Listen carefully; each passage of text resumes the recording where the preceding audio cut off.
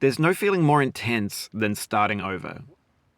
If you deleted your homework the day before it was due, as I have, or if you left your wallet at home and you have to go back after spending an hour in the commute. If you won some money at the casino and then put all your winnings on red but it came up black. If you got your best shirt dry cleaned before a wedding and then immediately dropped food on it. If you won an argument with a friend and then later discovered that they just returned to their original view. Starting over is harder than starting up. If you're not ready for that, like if you've already had a bad day, then what you're about to go through might be too much. Feel free to go away and come back. I'll be here. Alright, thanks for coming with me on this trip. I'll understand if you have to take a break at any point. Just find a safe place to stop and quit the game. And don't worry, I'll save your progress, always, even your mistakes. This game is a homage to a free game that came out in 2002, titled Sexy Hiking. The author of that game was Jazuo, a mysterious Czech designer who was known at the time as the father of B games.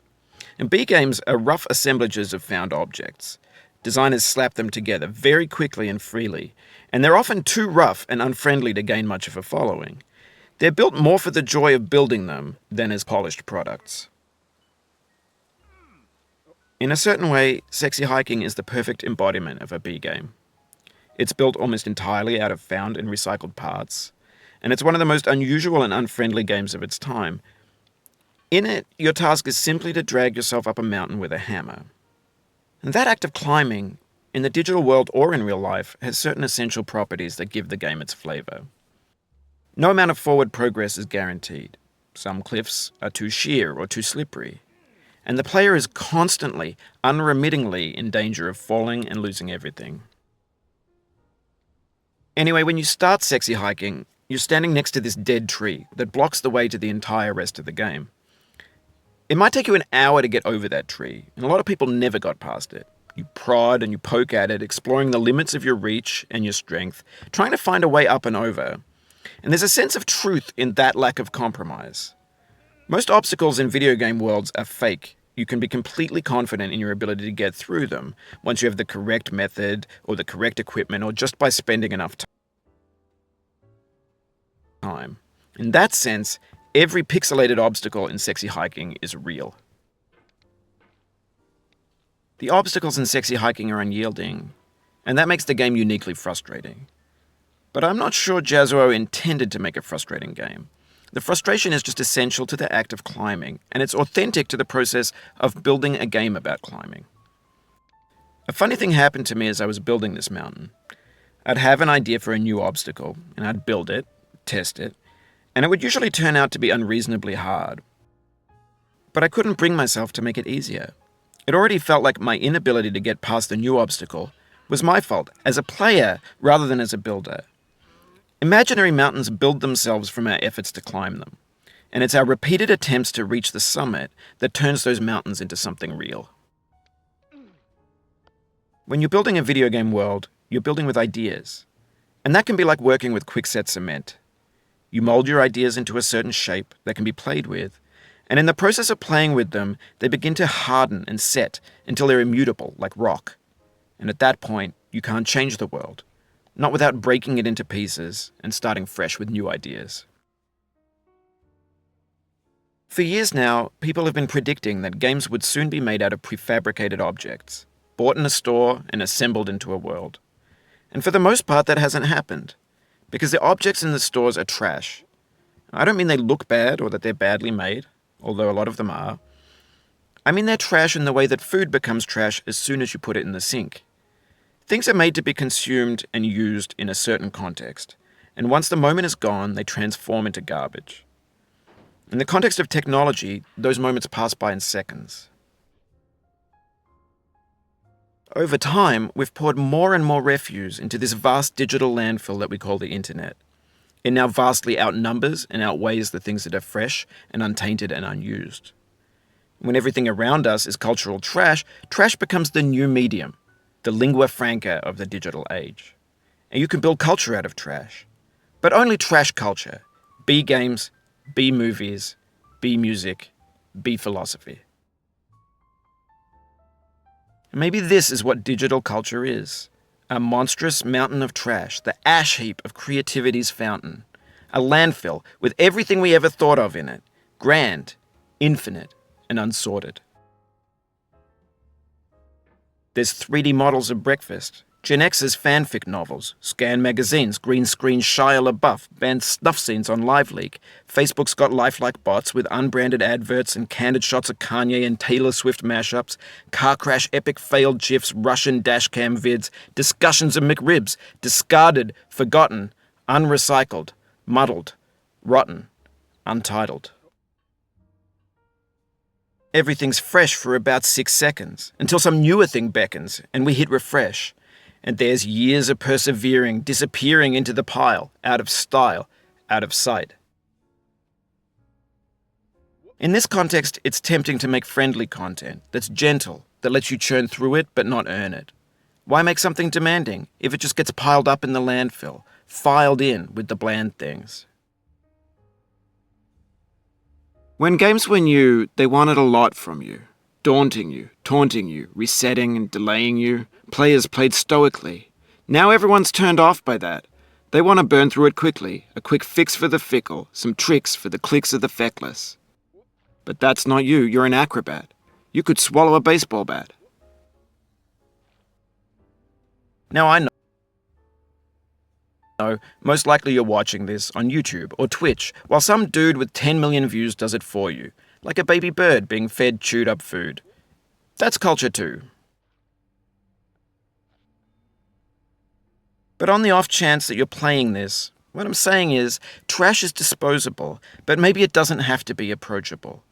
What's the feeling like? Are you stressed? I guess you don't hate it if you got this far. Feeling frustrated? It's underrated.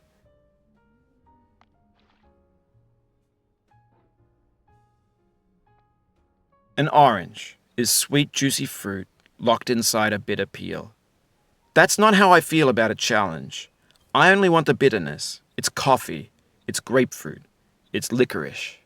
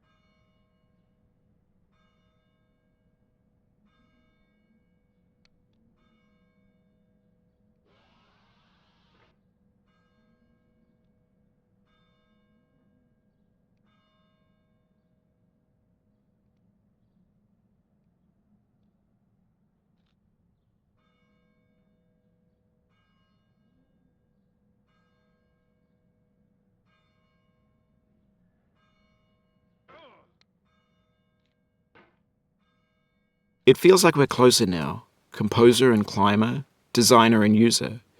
You could have refused, but you didn't. There was something in you that was hidden, that chose to continue.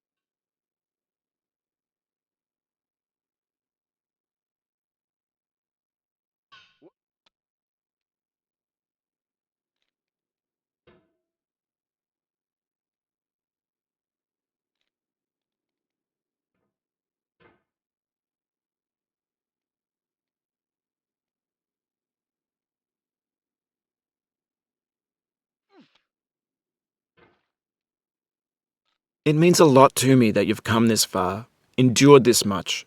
Every wisecrack, every insensitivity, every setback you've forgiven me is a kingly gift that you've given me.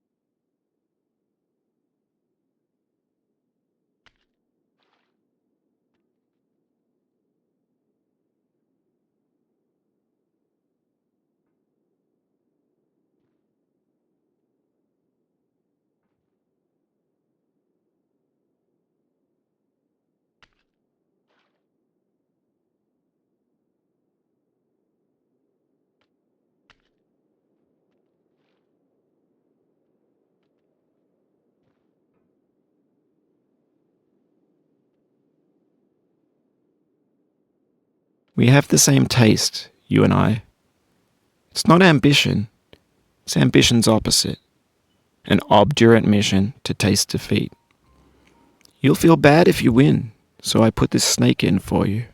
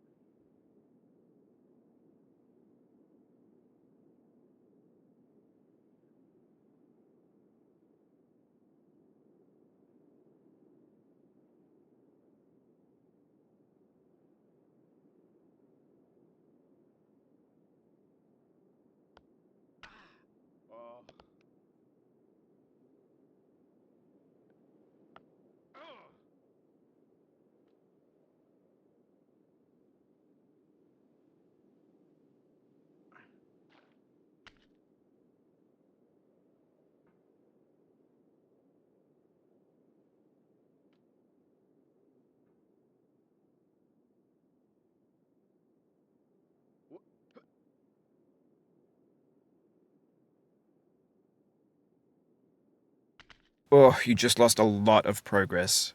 That's a deep frustration, a real punch in the gut.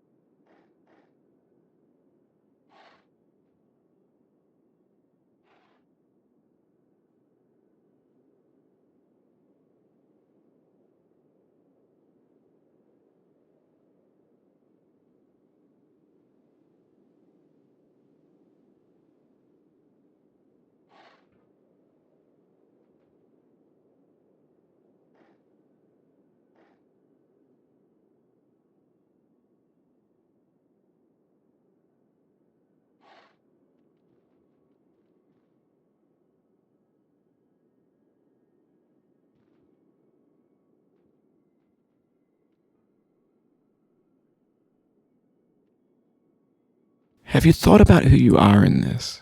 Are you the man in the pot, Diogenes? Are you his hand? Are you the top of his hammer? I think not. Where your hand moves, the hammer may not follow, nor the man, nor the man's hand. In this you're his will, his intent, the embodied resolve in his uphill ascent.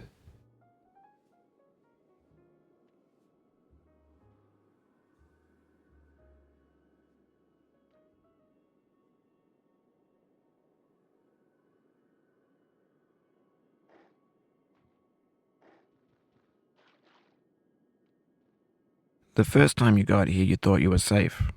A base camp for reaching the summit. That's how it seemed on its face the first time, but your face can fall fast when you plummet.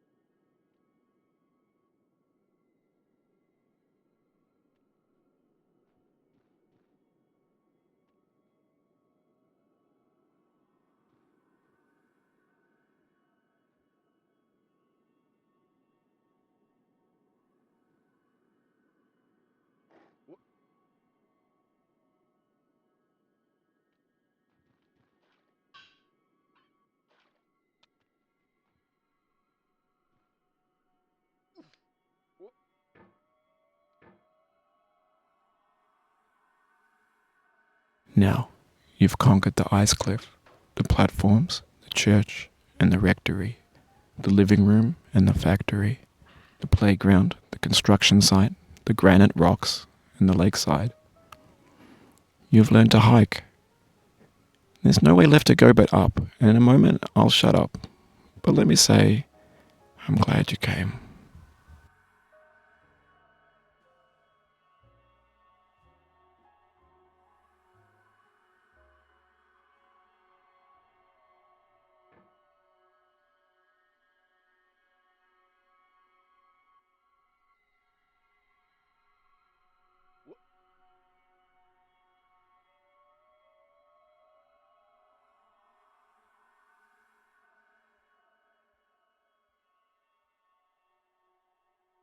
I dedicate this game to you, the one who came this far.